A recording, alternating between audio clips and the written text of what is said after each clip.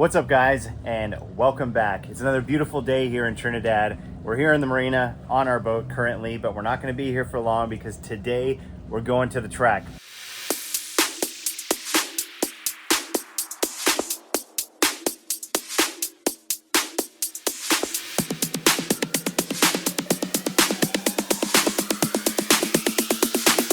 Well, I said it was going to be hot when the sun came out. The sun just came out, and it is hot instantly. And that Caribbean sun does not mess around.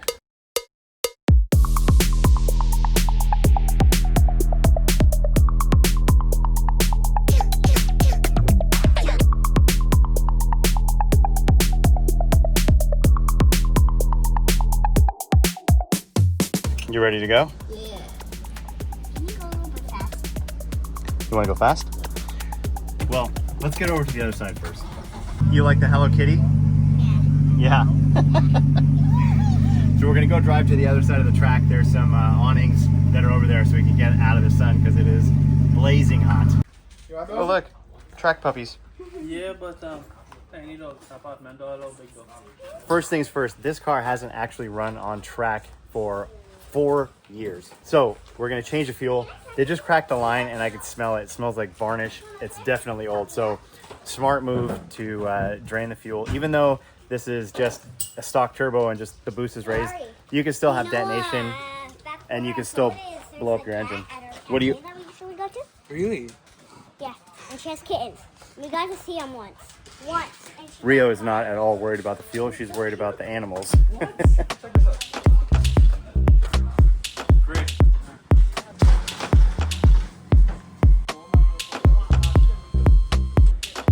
Cute little puppy, huh? Okay, I got it. Perfect. All right, Rio, let's see the picture you got of the puppies. Oh, that's a good shot.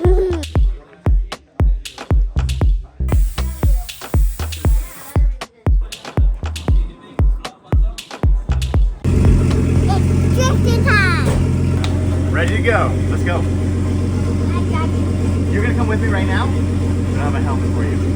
Maybe. Now I know it's gonna be hot today and I'm gonna be sweating like crazy. It's 90 degrees and it's about 75% humidity. I'm gonna be wearing my suit, my helmet, all of the safety gear. Also, I need some deodorant. I don't wanna be stinking and I don't wanna be sweating through my pits all day long. And that's why I'm happy to say that I partnered up with Mondo for today's video. And the funny thing is, well, yes, this is an ad, but I've actually been using Mondo for almost a year now. You know, I'm probably like a lot of you guys, just got stuck on one deodorant for a long period of time and then realized that it has aluminum in it and it's not good for you. So started looking at other options and I found Mondo. Mondo is it's not a fancy deodorant, guys. You're not gonna see commercials with guys riding horses on the beach. It's for guys like us. We don't want to smell. We don't want to smell bad. We also don't want a bunch of fragrance coming out of our armpits. Well, luckily, we got Mondo. So I had some on the boat already, but I picked up some extra before I flew down here. You put it on, it lasts a long time, and you don't have to worry about it. You're good for the entire day. Even if you're like me and you're gonna be in a race suit and you're gonna be driving a race car. The last thing I wanna think about when I'm working on a car or driving a race car or really anything is reapplying my deodorant at different points throughout the day. I wanna put it on once and be done. So I'm gonna put on some Mondo right now and then we're gonna head to the track.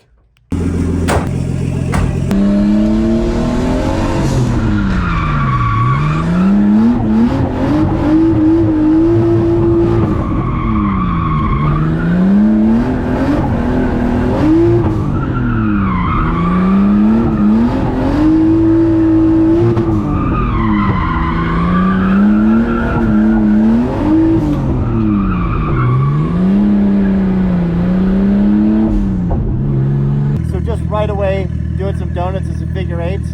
It feels like it's got a factory viscous diff, which basically just opens up. So it has kind of like posi traction for a little bit until you load up one tire and then the inside just spins a lot. So obviously that's in a really tight area. I'm gonna go out now on the big track and just see how it feels.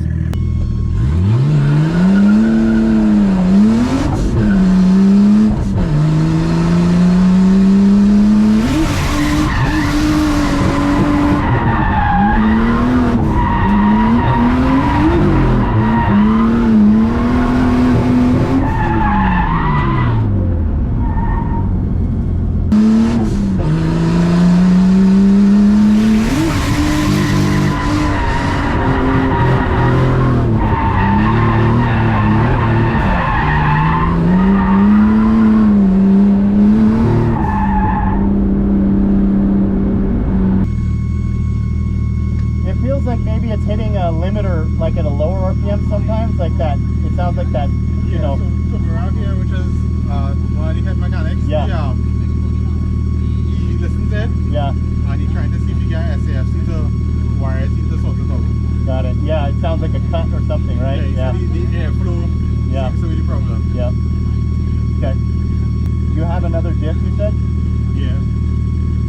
Can you weld one? A welded one? Yeah. That would be. A welded or mechanical? Yeah. Just doesn't need to be any, like, even if it's a stock open diff that we weld up, that would be way better. Yeah. Yeah, because right now, you initiate, it's good, and then it loads up, and then the inside tire spins, and then you lose all the bite, and you lose the outside, and it starts going into the inside clip rather than floating out. Right. I'm remembering now that when we went by Fareed's house last time we were here in Trinidad about 4 months ago, and we were getting the car ready to go out to compete in, I think it was the 3rd round, that we were trying to get the car to run better, but we had a couple issues. I think the fuel pump was dying, there was some wiring issues, and the fuel was really old. So we were looking at the fuel pressure regulator, and the fuel pressure was higher than it should be, so we dropped it down. Now, that could be why it's doing that sputtering or kind of like artificial rev limiter right now, that cut. It could be lean, and the ECU could be cutting out, basically trying to save itself. So we're gonna raise the fuel pressure back up to kind of what we think it was, and we have some control there. Obviously, we can keep raising it. It's not the best for response because it's rich all the way through, rather than just being rich when it's in boost. But at least we know if we're going in the right direction, we can get it working under full throttle. All right, next thing, we're gonna check the spark plugs and check the spark plug gap and make sure that it's nice and small. Basically, the spark plug gap is the amount that the spark has to jump through, and the higher the cylinder pressure is, the more it's almost kind of trying to blow that spark out. And with these stock coils, they don't have a lot of energy, so you want to keep that gap really small. With a small gap, it means it doesn't run very efficiently at idle or lower RPM, but with enough heat in the engine when you're under more load, then it works just fine. And that's where this car lives, at high RPM and high load. So we're gonna make sure those are all good. Just double check the wires on the coils and all that. And hopefully we'll get rid of this misfire that it has now and see if that fuel pressure adjustment helps us out. Yeah, those are a bit rusty. So down there in the basically in the base of the head where the spark plug goes, it's got like a little pocket and it got water in there. So that could also be causing the misfire. It can help basically the spark jump from the coil and pass the spark plug and just ground out on the engine block. So that could be a problem. So we're cleaning all that stuff out now, or we're not. They are. I'm watching. But either way, they're going to work on this thing. Hopefully we'll get it back together before the sun sets and we can get some more laps in and have some more fun.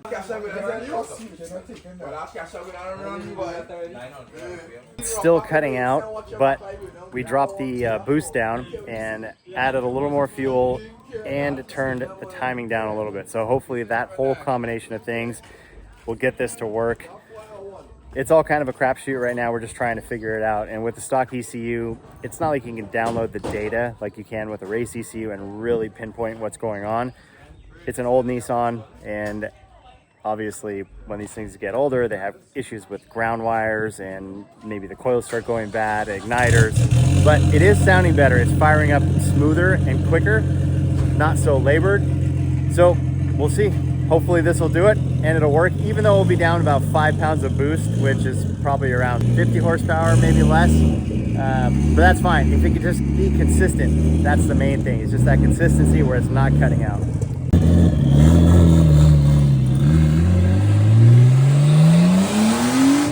Even after he bypassed the boost controller and went straight from the vacuum to the wastegate, which should be like 7, 8, 9, 10 pounds, somewhere in that range, it's still going to 15 pounds. And I think that the wastegate is basically open and it just can't let any more exhaust out. It's got a free-flowing intake and it has just a downpipe and it's open. There's no muffler or anything, so there's no restriction on the turbo really on either side. We're thinking if we restrict the inlet, maybe put a towel around it, that we could basically kind of choke the turbo out a little bit and bring the boost down and just see if that is the right direction, if we're heading the right way.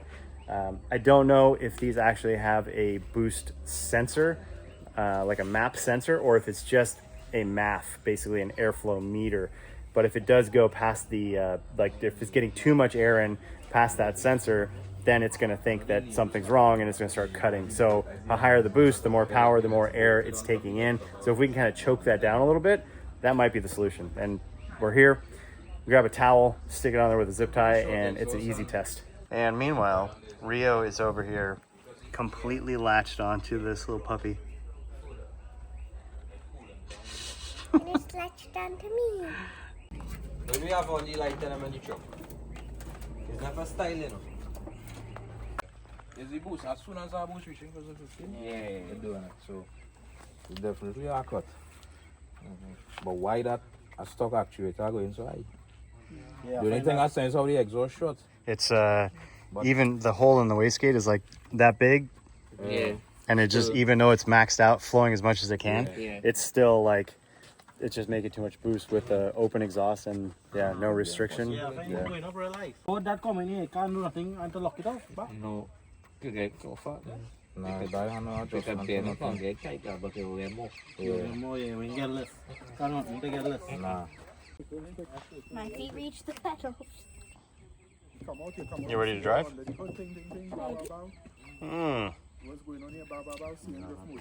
If you want the car crash, Don't crash the car. why not? It's not my car. You make a good point.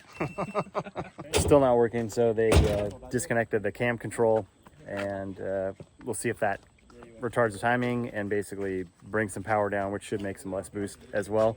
But it's still making 15 pounds, and that's when it starts to cut out. If it's below that boost, it's okay, but it just wants to go to 15, and when it does that, it has that fail-safe that kicks in.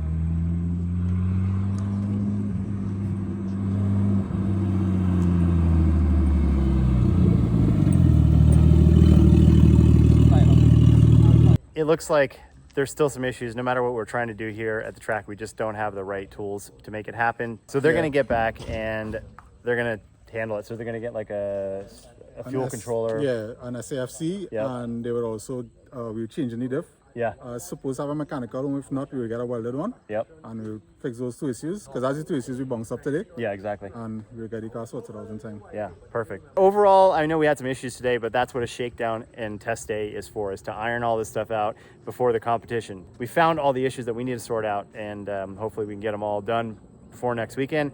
We can come out here swinging with this little 250 horsepower R33 against some of the big dogs. Yes. It's gonna be fun. So we're at the dyno. Obviously, during the test day, we had a bunch of issues, and luckily, Fareed and Michael found a Power FC, an Apexy Power FC, which is an old school plug and play ECU, and they found one for an RB25, so they picked it up. They still had some issues getting it fired up, and I haven't talked to them about what those issues were yet, but I just showed up to the dyno, and they've been here for about 20 minutes. They just got the car strapped down to the dyno, and basically they're setting the timing now, just checking everything out, and then we'll start running it.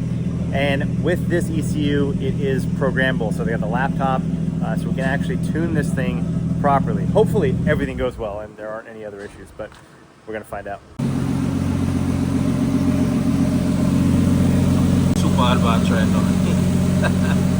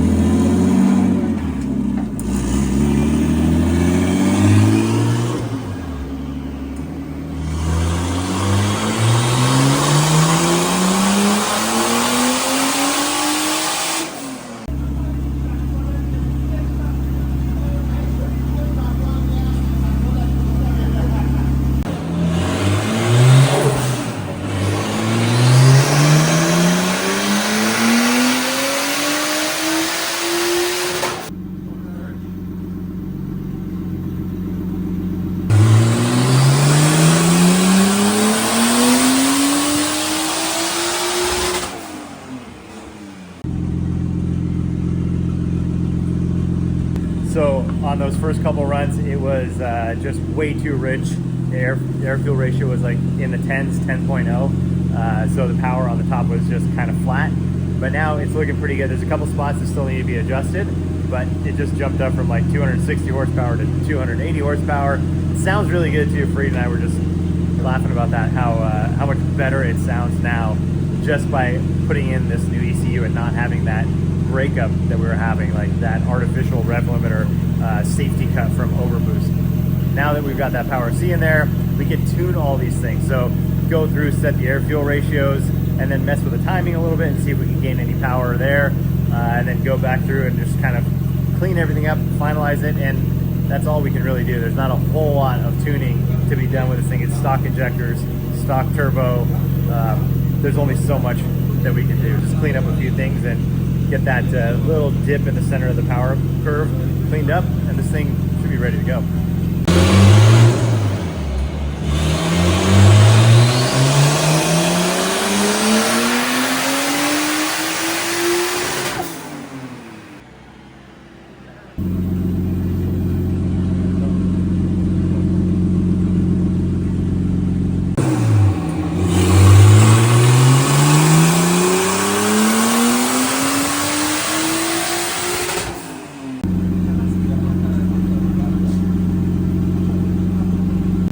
So on the last run, the air fuel is getting more cleaned up, but it lost a few horsepower, but it's probably heat soaking a bit. The intercooler is getting hot, the engine's a bit hot, so it's down about 5 horsepower peak, but the graph is pretty much laid over the top of the other one, just a touch down. But like I said, the intercooler is probably getting pretty hot, and that higher intake air temperature is going to hurt the power for sure, and it can introduce some detonation. So we'll have to look at the air temps and make sure that they're in check. Just turn the fan on, get the intercooler cooled down for a minute, and then we can do another run. Yeah, up top here. I try a little thing. I'm watching it. Straight up here. But I go in the increments, but I know how sensitive the fuel table is now. So I just kind of add it slowly.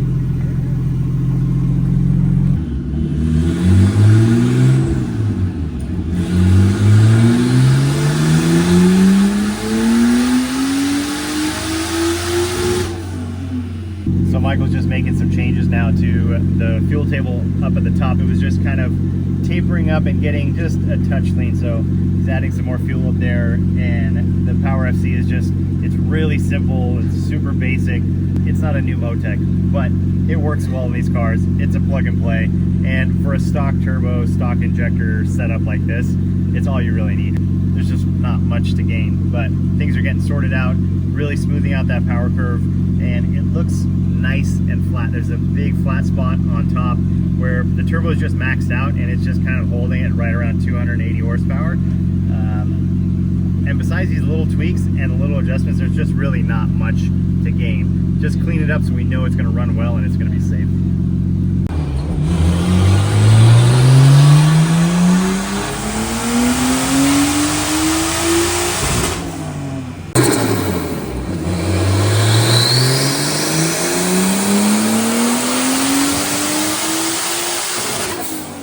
Tell a lot about how the engine's running by looking at the spark plug, and it'll tell you basically what's going on inside the engine as far as how much fuel there is, how much timing there is, if there's any detonation or anything like that. So we're gonna take a peek at the plugs right now and see if we have room to crank in a little bit more timing, make it a little snappier and give us a little more power, but we'll see.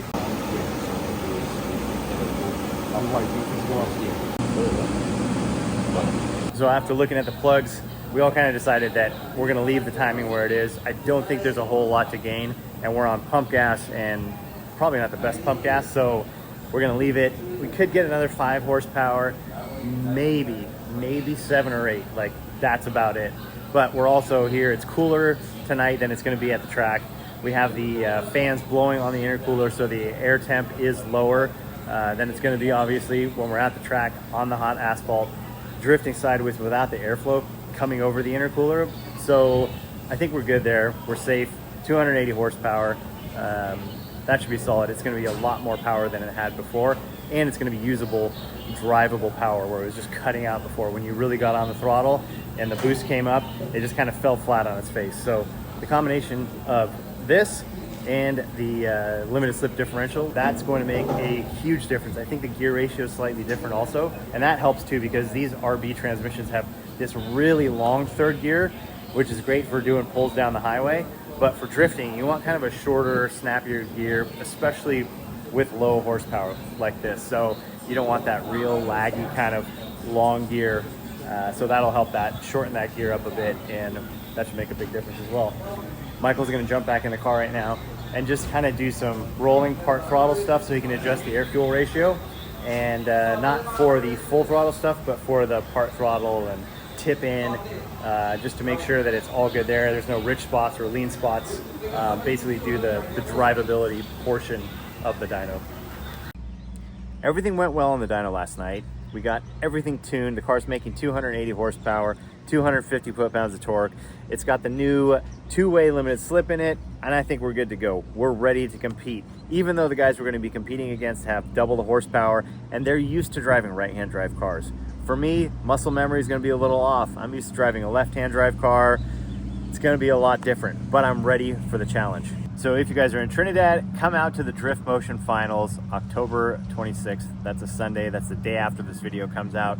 If you're in town, obviously, come by, say hi, check out the event. And if you're not, well, the competition video, that's going to be next Saturday. I hope it goes well. I know it's going to be a lot of fun. Just being back out there at the track, it's going to be good. I'm really looking forward to it. Thanks again for watching, guys, and we will see you at the track next Saturday.